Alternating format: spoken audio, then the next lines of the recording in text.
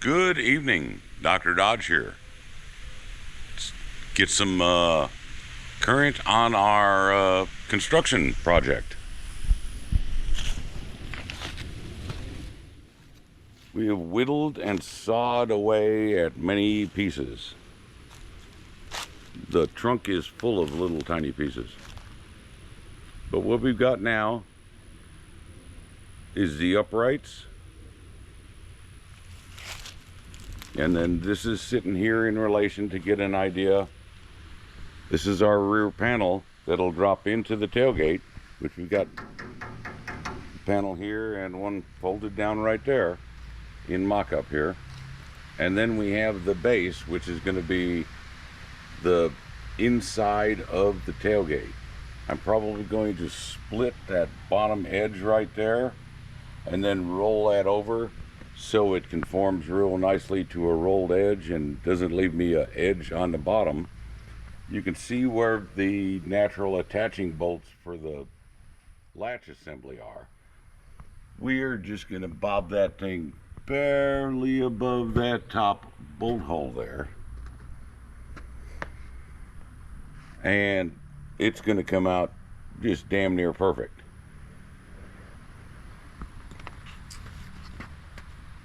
With our uprights here,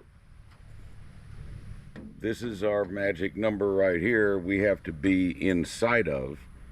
So I have plenty of real estate to trim this out to finish this out. Same on this side. Blind Squirrel Engineering comes out pretty good. Now the coolest thing, and I'll drop my tailgate, is how the square for the bed drops into that piece. Now this piece is not, not straight by any means. So if you look over the top of it, each of these corners right now are kind of toed in or toed out based on how you look at it. I was originally wanting to French them in tighter back in here because I could notch this all out and all of that. But then it dawned on me that I also am going to put a resitch buried in the back of here, and I kind of need the real estate. So,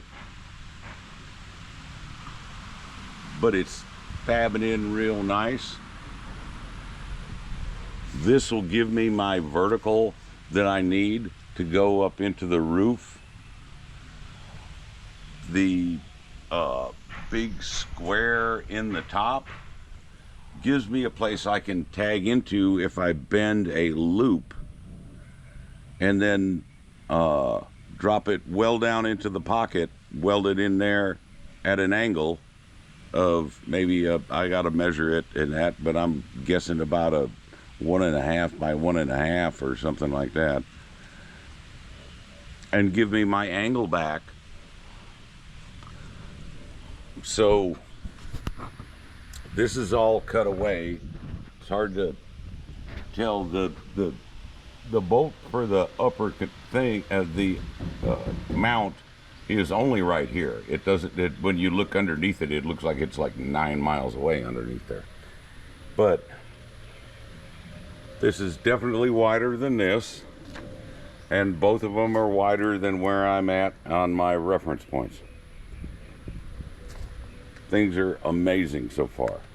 I was confused as to how to deal with fitting the corners in, and then somebody in a thread on A-bodies said, well, you can't weld to rust, so it's gotta go, or something on that order. And it simplified the idea, because then I just started shaving all the rotten stuff out of it, and now I've got plenty of real estate to work around with. Like I said, these will be cut at angles and all of that, but the next thing is I have got to start building the tailgate. Putting these two pieces together, you can see I've got, that's the thing from that holds the trunk latch, and these giant freaking triangular pieces, I gotta shave those out of that thing. I am using a grinder with a thin cutoff wheel because, quite honestly, if I don't need the thing exactly, I'd rather leave the metal on there. Those might come back and be utilized as like reinforcings in the back of this. I don't know. We'll just kind of see how that goes. But man, I am freaking stoked.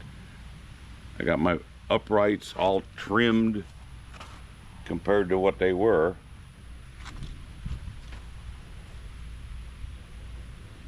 And like I said, we even have a tailgate mocked up that closes.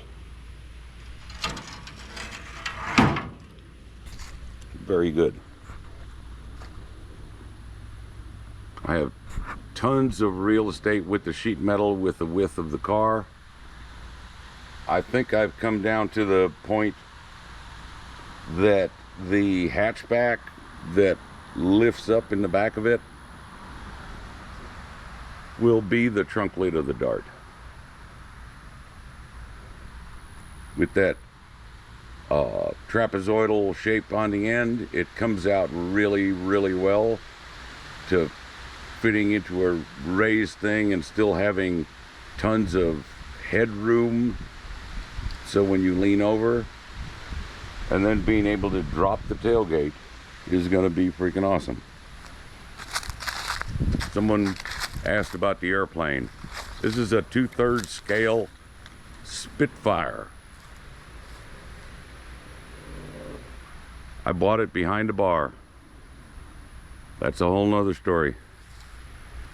Really think about making it into a one-person street rod, but that's another story even further. So this is the back of it and how it looks in relation. You can see how much more material that I need to hog out. I don't have enough space, otherwise I'd throw the pipe that's on the ground right there. That's my long reference. It drops right into the shoulder of the corner of the roof to side of the car thing, and we're going to maintain that same bend all the way down. Yeah, very happy. Didn't get anything done on a grill, but that's just life. Thanks for watching. And Dr. Dodge says hi from just outside of Goat Hill, and it's been a balmy 110 heat index with 92 degrees, so we're at probably 80% relative humidity right now. I grind stuff and it starts to rust by the time you get to the other side of the car grinding.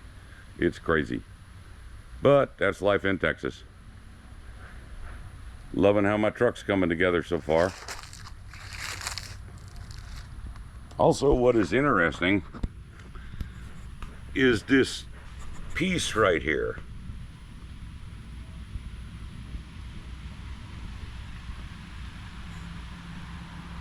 Don't know what to make of it or freaking what to do with it for utilization, but I suspect it's going to come in when I start installing a resitch into the whole back of this thing too. That's the other thing that the goal is with this, is he's going to have a 4,000 pound towing capacity, because if I'm on the road goofing around or delivering anything and all that, and I find a really cool something, I'm not beyond renting a trailer, and the car's got to be able to pull it and stop it. I got a full front end from an F body up front or in the back that will probably end up sticking up front eventually, so we got some front disc brakes. And I also have an 8 3/4 rear end that is out of my old service truck that's out of a D150, and I think that that's what's going to go into this. It gives us approximately 3 inches more distance out on the axle flanges, but that would make it more reasonable for large disc brakes and late model wheels. But anyways, here's my mess. You can see the debris. This thing is so full of freaking razor blade shards and things like that. I have to deal with that. And doing this sheet metal is absolutely fun because you just whittle away, especially on like this side. It took me 20 minutes to cut this side down. It took me all day to whittle that side down to figure out what it needed to be.